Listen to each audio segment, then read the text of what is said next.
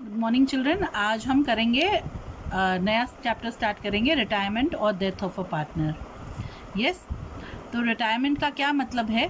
Retirement का मतलब है कि एक पार्टनर वो अब हमारे फर्म का पार्टनर नहीं है।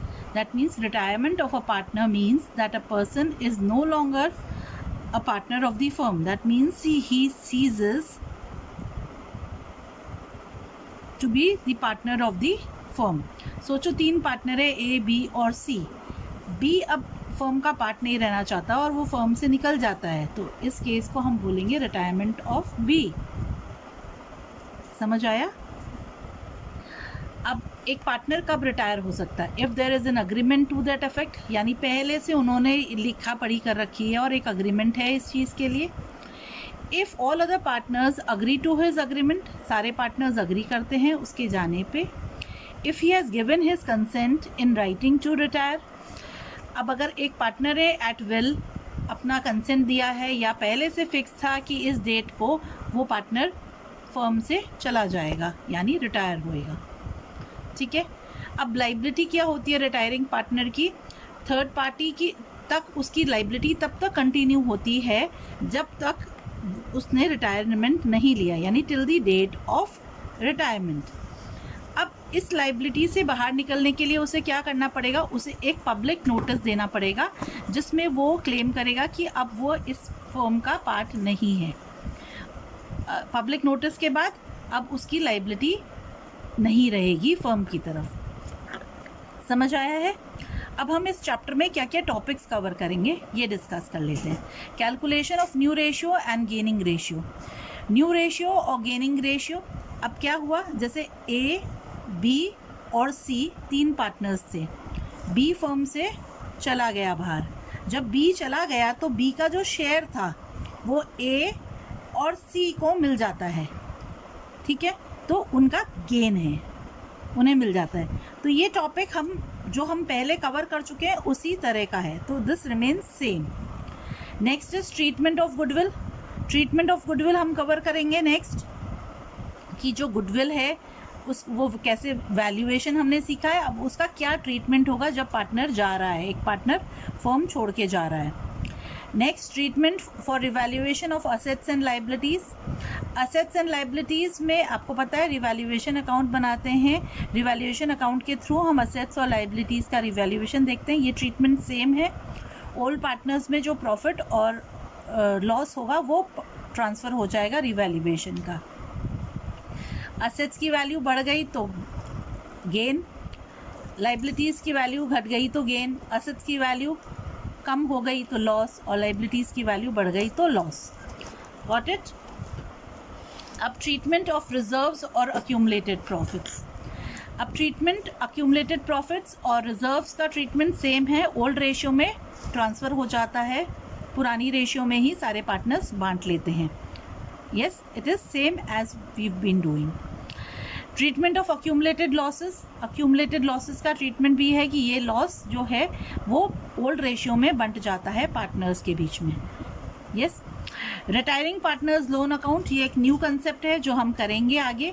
और कैपिटल एडजस्टमेंट ऑफ पार्टनर्स है, ये भी न्यू कंसेप्ट है जो हम अब आगे करेंगे।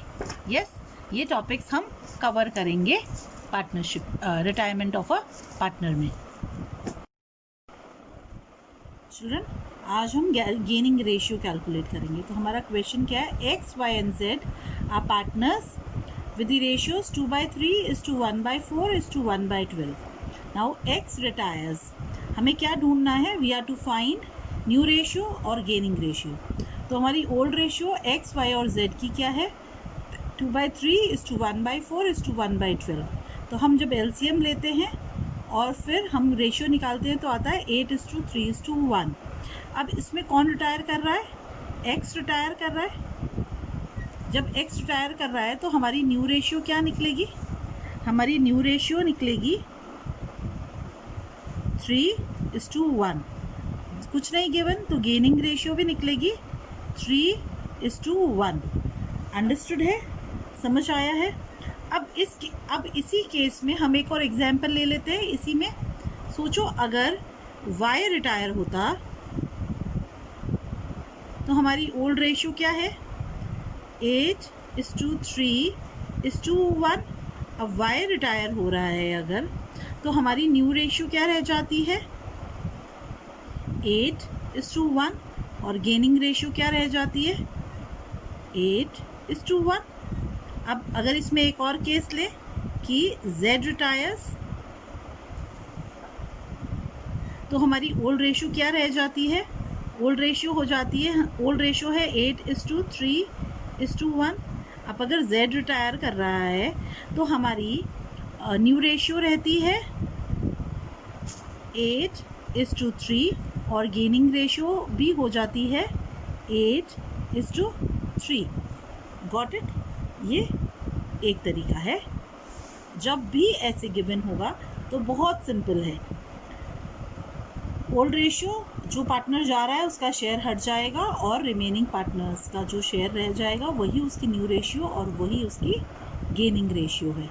तो ये सिंपलेस्ट है कि जो पार्टनर जा रहा है उसका शेयर बाकी पार्टनर्स अपनी म्यूचुअल रेशियो, यानी जो पहले से उनकी रेशियो थी प्रॉफिट शेयरिंग रेशियो, उसी में गेन कर लेते हैं।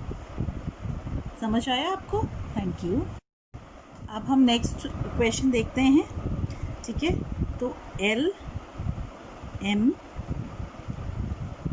O आर पार्टनर्स, यस, ठीक है, और उनकी प्रॉफिट शेयरिंग रेशियो है 3:2:2। अब कौन रिटायर कर रहा है, M रिटायर्स, और हम क्या फाइंड करेंगे, अब एक और चीज़ गिवन है, M अपना शेयर दे रहा है किसको, L और O को इक्वली, तो M gives his share to L and O equally। Equally को हम कैसे लिखेंगे, 1:1। ठीक है, अब हमें कैलकुलेट करना है, क्या फाइंड करना है, हमें फाइंड करना है न्यू रेशियो और गेनिंग रेशियो। ठीक, तो गेनिंग रेशियो तो गिवन ही है इस केस में 1:1, तो हमें क्या फाइंड करना है इस क्वेश्चन में, न्यू रेशियो। यस, तो हमारी ओल्ड रेशियो क्या है LMO की, ओल्ड रेशियो है 3:2:2। कौन गया, M क्या हो गया, रिटायर हो गया। और गेनिंग रेशियो क्या गिवन है, गेनिंग रेशियो गिवन है 1:1। तो हम न्यू रेशियो कैसे निकालेंगे, new ratio is equal to old ratio plus gaining ratio. आपको पता है हमने पहले भी किया है, change in profit sharing ratio जब भी किया था तब। ठीक है ना चिल्ड्रन? तो हम कैसे निकालेंगे ये, ओल्ड रेशियो 3/7 प्लस उसका गेन देखो half of 2/7 is two 2/7 plus half of 2/7 M का शेयर। तो हमारी गेनिंग रेशियो निकल जाएगी, इससे न्यू रेशियो निकल जाएगी। ये गेनिंग रेशियो हमने गेन ऐड कर दिया दोनों का, तो हमारा न्यू रेशियो निकल गई।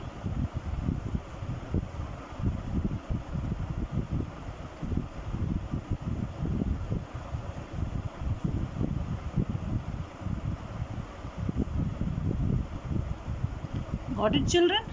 आ गया? यस, न्यू रेशियो निकल गई हमारी 4:3। समझ आया है?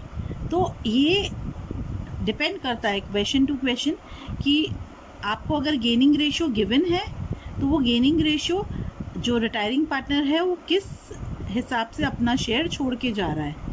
अगर कुछ नहीं गिवन है तो आपने देखा था कि फर्स्ट एग्जाम्पल में हमने देखा कि जब कुछ नहीं गिवन होता है तो कैसे कैलकुलेट होता है, तो म्यूचुअल रेशियो में ही ले लेते, गेन करते हैं, और जब गिवन होता है गेनिंग तो न्यू रेशियो हम कैसे निकालते हैं। Yes, thank you.